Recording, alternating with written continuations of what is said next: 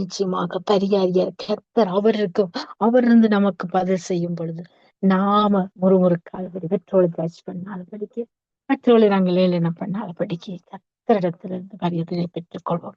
ஏன்னு சொன்னா எந்த பலவீனம் உங்களை மேற்கொள்ள அதிகாரம் இருக்கு கொடுக்கவில்லை. 1000 பேர் நமக்கு விரோதமா போரிட்டாலும் மேற்கொள்ற அதிகாரத்தை யாருக்கு கொடுத்திருக்கிறார்? எனக்கும் உங்களுக்கும் கொடுத்திருக்கிறார். அந்த வார்த்தையானது அவருடைய வார்த்தையை வைத்துக்கொண்டு நாங்கள் ஜெயிப்போம். இந்த உலகத்தை ஜெயித்தவர் நம்மோடு இருக்கிறார்.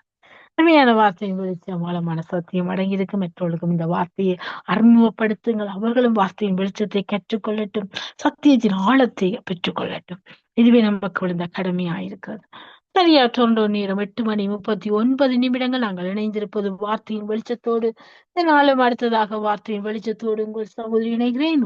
இணையுங்கள். கர்த்தர் நாமத்தை நாங்கள் ஒன்றாக மகிமைப்படுத்துவோம். இதனாலும் கர்த்தர் பாராட்டின கிருபையின் தருணத்துக்காக எந்த வாய்தவனை சோசரித்து நாங்கள் ஜெபித்து துதித்து வார்த்தை வெளிச்சத்துக்கூட கடன் சொல்வோம்.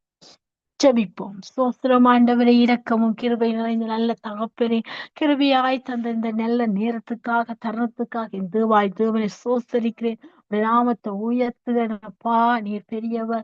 இந்த நாளில் சங்கம் வானொலிக்க நன்றி செலுத்த ஒரு திறந்த வாசலை எங்களுக்கு தளமா கொடுத்திருக்கிறேன். இந்த தளத்தை உம்முடைய மகிமைக்காக பயன்படுத்த களமாக்கி தந்தீரே, உமக்கு நன்றி ஆண்டவரே.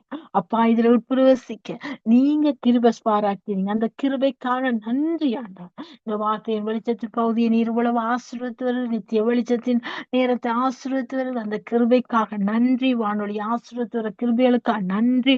தொடர்ந்து வழி நடத்த விடுவாய். நம்முடைய கரத்தை ஒப்புவித்து செபிக்கிறேன் கர்த்தாவே. இந்த நாள் இந்த வானொலி நிகழ்ச்சி கேட்கிற அன்பு நேர்களுக்காக செபிக்கிறேன்.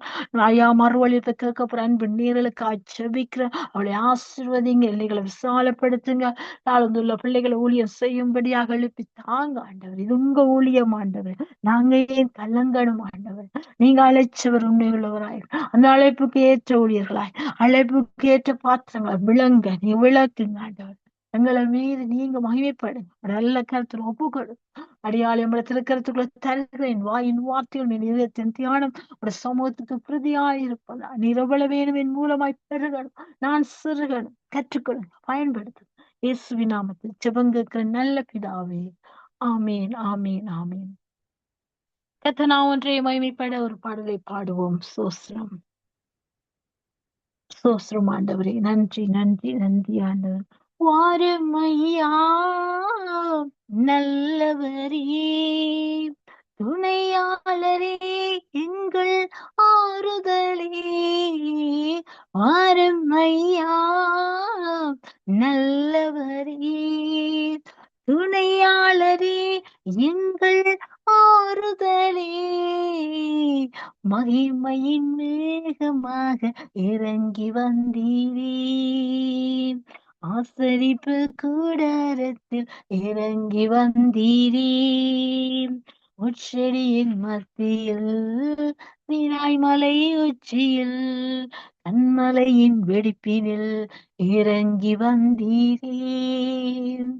உச்செடியின் மத்தியில் நீராய் மலை உச்சியில் கண்மலையின் வெடிப்பினில் இறங்கி வந்தீரே. வாருமையா நல்லவரே, துணையாளரே, எங்கள் ஆறுதலே. மகிமையின் மேகமாக இறங்கி வந்தீரே. சீடர்களின் மத்தியில் நீர் வீட்டு அறையினில் வெந்தை கொஸ்தி நாளினில் இறங்கி வந்தீரே. சீடர்களின் மத்தியில் மேல் வீட்டு அறையினில் வெந்தை கொஸ்தி நாளினில் இறங்கி வந்தீரே. வாருமையா நல்லவரே, துணையாளரே, எங்கள் ஆறுதலே.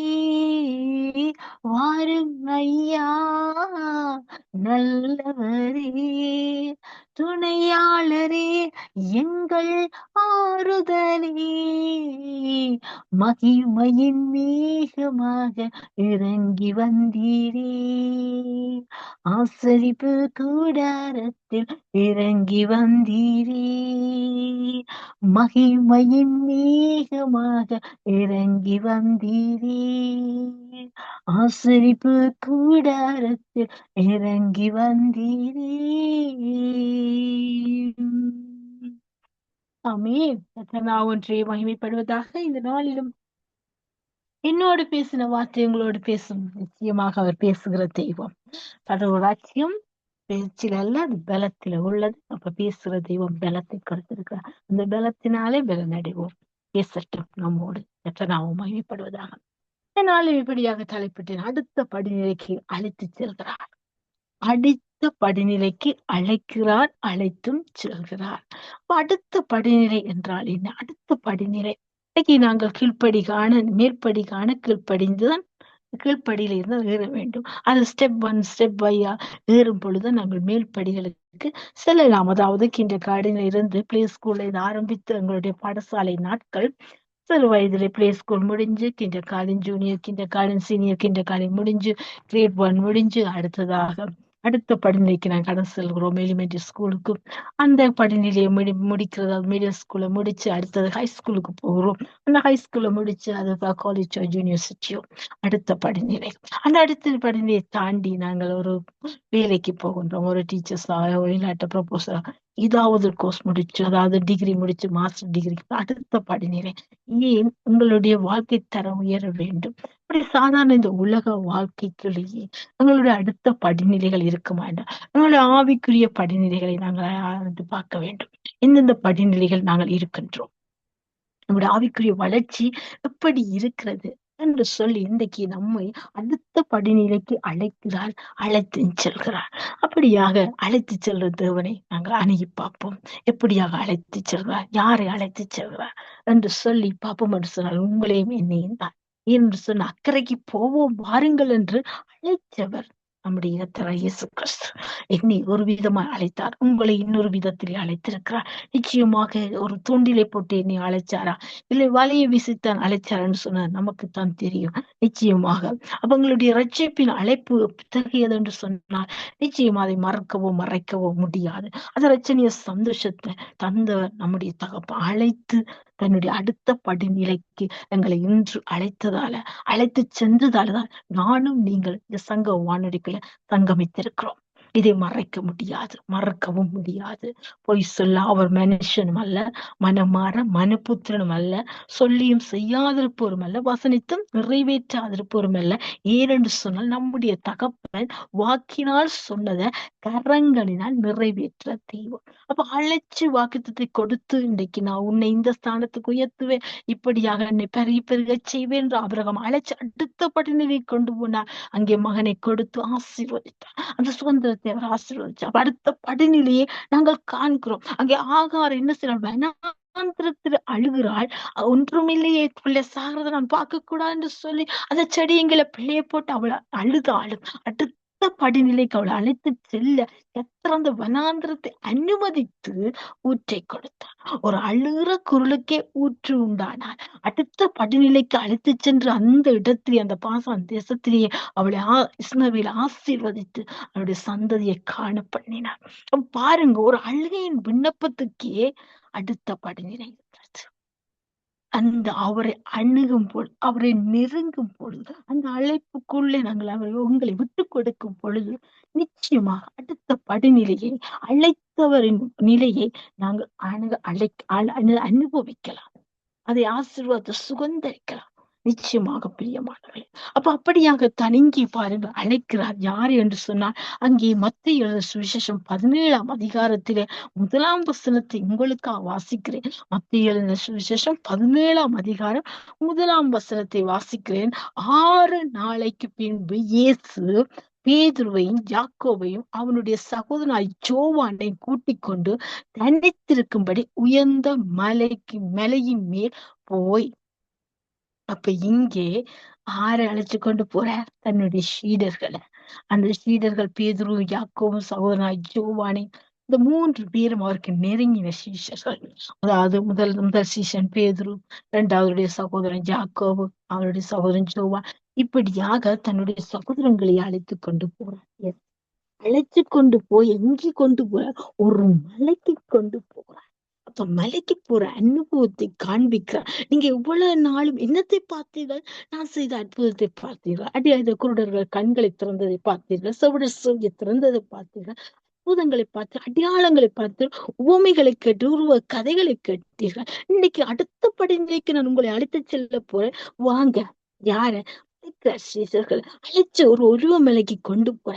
அந்த மலைக்கு அவர் ஏறி போகும்போது அவர்களுக்கு முன்பாக மறுரூபம் ஆனார். அல்லேலூயா. இந்த இடத்துலதான் நான் நிறுத்துகிறேன். அடுத்த வசனம் சொல்லுது, அவர்களுக்கு முன்பாக மறுரூபமான அவர் அடுத்த படிநிலையை காண்பிக்கிறார். அழைத்து சென்ற நோக்கத்தை வெளிப்படுத்துகிறார். எப்படிப்பட்ட அடுத்த படிநிலை? மறுரூபமாக்குறார். இந்த நிலையில பாத்தீங்க, இயேசு நான் நடந்து செய்து நன்மை செய்கிறவரை சுற்றி திரிந்த நிலையை மட்டுமே நீங்க இவ்வளவு தூரம் பார்த்திருக்கிறீங்க. ஆனா இனி நீங்க பார்க்க போறது அடுத்த படிநிலை. அடுத்த படிநிலை எத்தகைய நிலை என்று சொன்னால் மறுரூபமான நிலை. அவருடைய மகிமையின் தோற்றத்தின் நிலை, அந்த மகிமையை பிரசன்னத்தின் நிலை. இந்த பிரசன்னத்தின் நிலை நானும் நீங்களும் அனுபவிக்கும் சொல்ல எங்களுடைய ஆவிக்குரிய வாழ்க்கை அடுத்த படிக்கு போக வேண்டும். எப்படி போக வேண்டும்? அழைத்தவருக்கு நேரா போக வேண்டும். அழைத்து செல்லும்படியாக நாங்கள் போக வேண்டும். எங்கள் ஆவி, எங்கள் ஆத்துமா, எங்கள் சரீரம் அவருடைய அழைப்புக்கு நேராக போக வேண்டும். உலகத்துக்கு ஒத்த வருஷம் அல்ல, உலகத்துக்கு ஏற்ற வாழ்க்கை அல்ல, ஒரு 1001 அல்ல, 100 பேரை தேடியுமாறு போகல. தொலைந்து போன என்னையும் தேடித்தானே, என்னையும் உங்களை தேடித்தானே வந்தவர் சும்மா வரையில அடுத்தபடி நிலைக்கு அழைத்து செல்ல வந்திருக்கிறார். அக்கறைக்கு போகுது, அக்கறையை அழைத்து சென்றவர். அப்ப பாருங்கள், அவருடைய மறுவ நிலை எப்படி என்னத்தை காண்பிக்கிறார்? மகிமையை காண்பிக்கிறது. அவருக்குள்ளே இருக்கிறது அவருடைய வல்லமையின் மகிமை மகத்துவத்தை, அவருடைய பிரசன்னத்தை, அவருடைய மகிமையின் ரூபத்தை அங்கே வெளிப்படுது. அடுத்த படிநிலையின் வளர்ச்சி உச்சக்கட்டம். பிரியமானவர்களே, அப்ப அவர் காண்பிச்சு என்ன சொல்லுகிறார்? அப்ப காண்பிக்கும் போது அவருடைய முகம் எப்படி இருக்குமா? அந்த தோற்றத்தை அமைப்பு எப்படி இருக்குமா? நீதிமானுடைய பாதை நடுப்போல் வரைக்கும் அதிகமா பிரகாசிக்கிற சூரிய பிரகாசம் போல இருக்கும். அவருடைய பாதை அவ்வளவு வெளிச்சம். அப்ப அவருடைய முகம் எப்படி இருக்கும்? சூரியனை போல பிரகாசித்தது. ஹல்லேலூயா. அது நித்திய வெளிச்சமாக பிரகாசித்தது. அது நேற்று இன்று மாறாத வெளிச்சமாக பிரகாசித்தது. அது சூரியனை போல பிரகாசித்தது. அதான் கர்த்தரே உனக்கு நித்திய வெளிச்சமாயிருப்பான்னு ஏசாயா சொன்னா. அப்ப அவர் வஸ்திரம் அப்படி இருக்கும், வெளிச்சத்தை போல வெண்மையாயிடுச்சு. அல்லேலூயா. வெளிச்சத்தை போல ஆடை மாறினது, அவருடைய சாயல் மாறினது. அப்ப அடுத்தபடி நிலை வளர்ச்சி எப்படி இருக்குது? பரிசுத்தம், மகிமை மேல மகிமை. அடுத்த படிநிலை. எங்களுடைய படிநிலை எப்படி இருக்கிறது? இன்னும் அதே பால் குடிக்கிற பிள்ளைகளா, ஞானப்பால் உண்டவர்களா, அதே அடித்தள உபதேசத்துல பாவ மன்னிப்பு, வியாதியில விடுதலை, சுகம், வெள்ளம் தாங்க, கடனை தீருங்க, இதை ஆசீர்வதிங்க, இதைத்தாங்க, அதைத்தாங்க, அதை போடுங்க. இப்படி அச்சபம் எத்தகைய உறவில இருக்கிறது? எத்திய படிநிலையை கண்டு கொண்டிருக்கிறது. பிரியமானவர்களே, சற்று ஆராய்ந்து பாருங்க. அவர் வெளிப்படுத்துறார், இந்த பிள்ளை மகிமையின் பிரசன்னத்துக்குள் அனுபவிக்க வேண்டும், அதை நான் வெளிப்படுத்த வேண்டும். அதைத்தான் அங்கே பாத்தீங்கன்னு சொன்னா ஆதியா புஸ்தகத்திலே அங்கே சொல்லுகிறார். யார் சொல்லுகிறான்னு சொன்னா 45ஆம் அதிகாரம் 13ஆம் வசனத்தை பாப்பீங்கன்னு சொன்னா அங்கே யோசேப்பு சொல்லுகிறார், என்னென்றா, எகிப்திலே எனக்கு உண்டாயிருந்த சகல மகிமையை நீங்கள் கண்ட சாவையும் என் தகப்பனுக்கு அறிவித்து அவர் சீக்கிரமாய் இவ்விடத்துக்கு வரும்படி செய்யுங்கள் என்று சொல்லி என் சகோதரருக்கு அனுப்புகிறார், கொடுத்து அனுப்புகிறார். யாரு? யோசேப்பு. அப்ப அடிமையா போனவர் அதிபதியா உயர்ந்தவர் எப்படிப்பட்ட மகிமையில இருக்கிறார் என்பதை, அவருடைய எப்படிப்பட்ட மகிமை பிரஸ்தாவம் தேவனுடைய மகிமை வெளிப்பட்டது என்பதை, தேவனுடைய சொற்பனம் எப்படி நிறைவேற்றப்பட்டது என்பது, அடுத்த படிநிலையில் என்னை அழைச்சு செல்கிற தகப்பனுடைய வல்லமை கிரியை எத்தகையது என்பதை நீங்க யாருக்கு சொல்லுங்க? என் அப்பாவுக்கு போய் சொல்லுங்க. இன்றைக்கு நாம பரம தகப்பன் இடத்துல நின்று உறவாடும் போது, எசப்பா இது உங்களால பெற்று, இன்றைக்கு நான் வாழ்றது உங்களோட கிருபை, நான் நிக்கிறது நடக்கிறது எல்லாம் உங்களோட கிருபை, இன்றைக்கு நீங்க பிரசன்னமாகிறது உங்களோட மகிமையப்பா, உங்களோட சாயல நீங்க வெளிப்படுறீங்களப்பா என்று சொல்லுகிறமா. இந்த யோசேப்பு சொல்லுகிறார். எப்படி சொல்லுகிறார்? எகிப்திலே எனக்கு உண்டாயிருக்கு, எகிப்திலே உண்டாயிருக்கு. அது சாதாரண வாக்குப்பட்ட தேசத்துல உண்டாகல, எகிப்தில உண்டாயிருக்கு. எகிப்தில அடிமைத்தன வீட்டிலேயே உண்டு. இன்றைக்கு ஒருவள சூழ்நிலை உங்களை அடிமைத்தனமா வச்சிருக்கலாம், சுற்றி இருக்கிற பேச்சுகளை அடிமைத்தனத்துக்குள்ள இருக்கலாம், சுற்றி இருக்கிற காரியங்கள், சுற்றி இருக்கிற சூழ்நிலைகள், சுற்றி இருக்கிற சம்பவங்கள், நடக்கிற பார்க்கிற அந்த காரியங்கள் இருக்கலாம். ஆனா அந்த ஈர்த்துக்குள்ளையும் தேவன் மகிமைப்படுகிற விதத்தை தேவ பிள்ளையாகி நானும் நீங்களும் வெளிப்படுத்துகிறோம். அன்று யோசேப்பு வெளிப்படுத்துகிறார், யோசேப்புக்குள்ள கர்த்தர் வெளிப்படுகிறார். அடுத்தபடி நிலைக்கு அழைத்ததை காண்பிக்கிறார். தன் மகிமைப்பட்டதை வெளிப்படுது. இன்றைக்கு நாங்கள் ஈத்தென்ற எதிராய சாதாரண இருமல் தடிமலை அதே ஈத்தாய் பார்க்கிறோம். அதிலேயே மூழ்கி தும்மி துளாவிக் கொண்டு அதிலே தலையடி காய்ச்சல், அதிலேயே விழுந்துவான். எதிரான சூழ்நிலை ஈர்த்தாயிருக்க தேவனுக்கு எதிராக, தேவனுக்கு பிரியமில்லாத காரியங்களை ஈர்த்து, அந்த ஈர்த்தை விட்டு எங்களை அழைச்ச தேவனுக்கு நாங்கள் ஈர்த்தில இருந்தாலும் அந்த சூழ்நிலை ஜெயித்தவர்களாய், இதோட மகிமைப்படும் பாத்திரங்களாய் நானும் நீங்கள் நிற்கிறவா. யோசேப்பு நின்றாருங்க பிரியமானது, யோசேப்புக்குள்ள கர்த்தர் இருந்தார் பிரியமானது. யோசேப்பு கர்த்தர் யோசேப்போடு இருந்தார். சொல்கிறது. அப்ப நாம அந்த எத்துல நின்றால், இந்த எத்து சூழ்நிலை நின்றால், எத்தியரோடு தான் நின்றாலும் பாரம்பரிய கட்டுகள் உள்ளது, இந்த பல்வேறு கலாச்சார சூழ்நிலையில வாழ்ந்தாலும் நாம் மகிமை பெற பாத்திரமாக நிற்கின்றோமா? எங்களை ஆராய்ச்சி பாரு, எந்த படிநிலையில நிற்கின்ற பார்க்கின்றோம். அடுத்த வசனம் சொல்லுகிறது. அப்படியே சொல்ற அதே அடுத்த யாத்திரா புஸ்தகம் 14ஆம் அதிகாரம் 4ஆம் வசனத்துல கர்த்தர் அப்படி சொல்லுகிறார். சொல்லுங்க, ஆகையால் பார்வோன் அவர்களை பின்தொடரும்படிக்கு நான் அவன் இருதயத்தை கடினப்படுத்தி நானே கர்த்தர் என்பதை எகிப்தியர் அறியும்படி பார்வோனால் அவனுடைய எல்லா இராணுவத்தின் மகிமை நான் மகிமைப்படுவேன். அவனுடைய எந்த இராணுவத்தை கூட்டி வந்தான அந்த பார்வோனாலும் அந்த இராணுவத்தினாலும் எதுவும் செய்யவே முடியாது என்றால் நான் கர்த்தர், நான் மகிமையின் தேவன், அவர்களுக்கு முன்பாக நான் மகிமைப்படுவேன். எப்படி மகிமைப்பட்டால் அதுதானே யாத்திரா 14 சொல்றது. நீங்க சும்மா இருங்க, கர்த்தர் உங்களுக்காக என்ன செய்யறார்? யுத்தம் பண்ணினார் அல்லவா?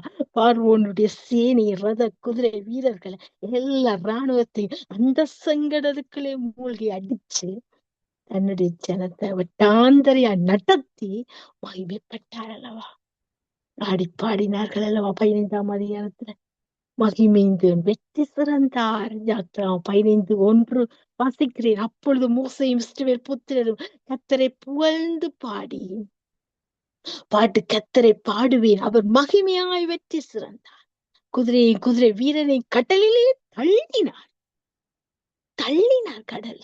வா பின்தொடர்ந்து வா, இவ்வளவு இராணுவத்தோடு வர்றியா, இவ்வளவு சேனையோடு வர்றியா?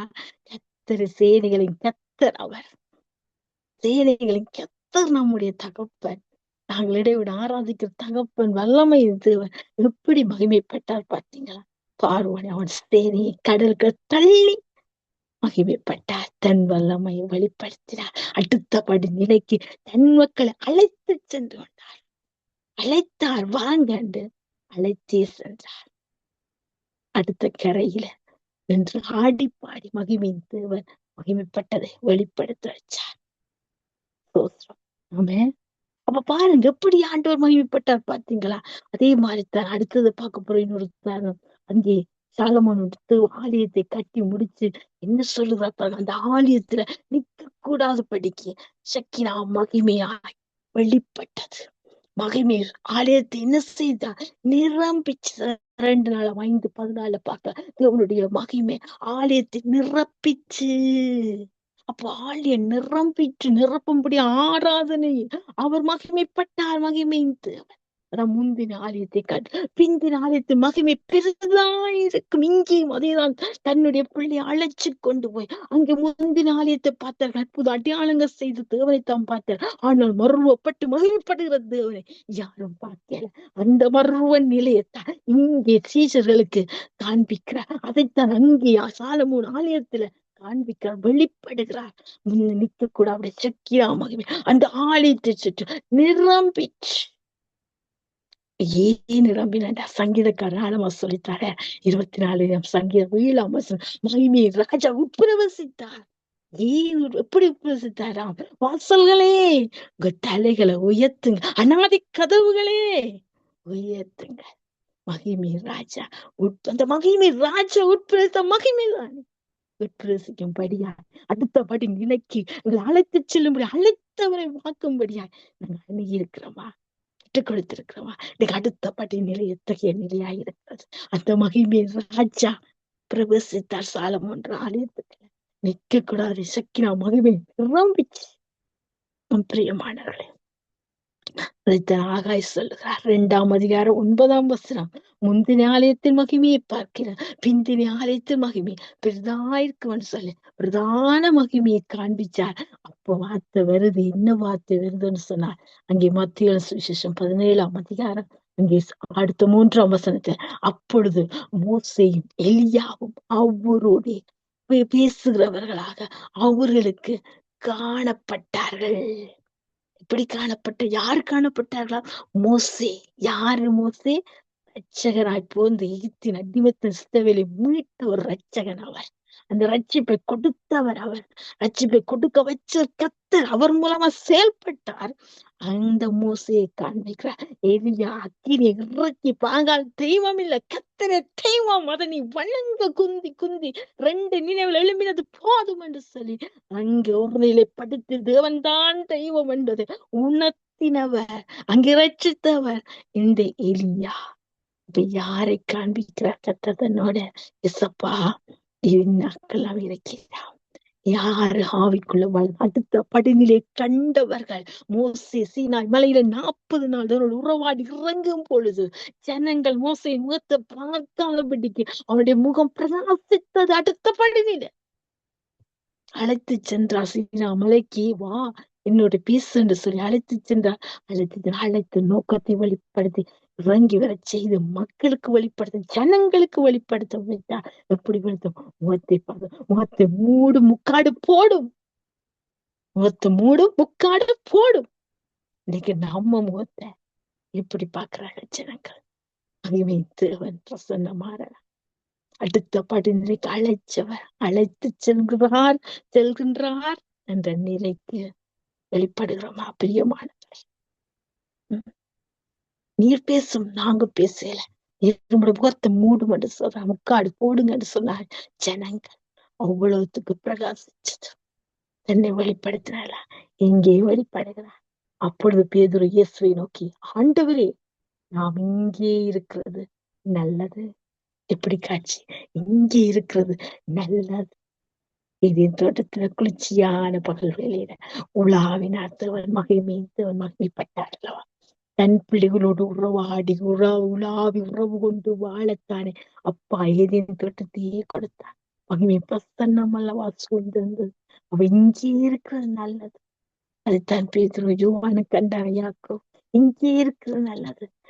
நாம் இப்படி என்ன வேணுமோ தங்களுக்கு இருக்கும் பொழுது நல்லது உமக்கு சித்தமானால் இன்னைக்கு நாங்க அப்படிப்பட்ட மகிமையின் பிரசன்னத்தை பெற்று கொண்டவண்டா நான் என்ற பெருமை வந்துவிடும். நான் செய்தேன், நான் ஜபிச்சேன், நான் விடுதலை கொடுத்தேன். அப்படி அல்ல பிரியமானவர்களே. என் சித்தத்தை ஒழித்து அவர் சித்தம் என்னில் வெளிப்பட, அவர் நாமம் மகிமைப்பட, அவர் ராஜ்யம் நீதியும் கட்டப்பட அவர் பேதுரு சொல்லுகிறார், எப்படி சொல்லுகிறார்? உமக்கு சித்தமானால் எங்கட விருப்பத்தை நாங்க நிறைவேற்றுறதுக்கு அப்பாடு சொல்லுகிறார். அப்பா உமக்கு சித்தமானால் என்ன நாங்க இன்னும் அடுத்த படிநிலைக்கு உயர வேண்டும். இதுதான் தாகவும் வாஞ்சையுமாயிருக்க வேண்டும். ஆம் பிரியமானவர்களே, இதுதான் தாகவும் வாஞ்சையும் நோக்கமாயிருக்க வேண்டும். எங்களுடைய ஆவிக்குரிய படிநிலை நாளுக்கு நாள் புல்லான மனுஷன் புதிதாக வேண்டும், மறுரூபப்பட வேண்டும். இந்த வாழ்க்கையில தேவன் பிரதிபலிக்க வேண்டும், வாழ்க்கையாக வேண்டும் வார்த்தை. அங்கே பேதுரு உமக்கு சித்த உழவு மறுரூபக்கத்தை கண்டா மகிமைய பிரசன்னத்தை அனுபவிச்சுட்டு அங்கே சொல்லுகிறார், உமக்கு சித்தமானால் என்ன செய்யட்டாம்? எனக்கு உமக்கு எங்களுக்கு ஒரு கூட, உமக்கு ஒரு கூடாரம், மூசைக்கு ஒரு எலியாவுக்கு ஒரு கூடாரம், என்ன செய்யுங்க போடுங்கப்பா. உமக்கு சித்தமான என்னுடைய சித்தம், அவருக்கு சித்தமான செய்கிறவனாய் நாங்க மாறுவோம். செய்யமான அடுத்த படனை அழைத்து செல்றவர், அப்படியாக அடுத்த படனைக்கு அழைத்து செல்ல நாம விட்டு கொடுப்போம்.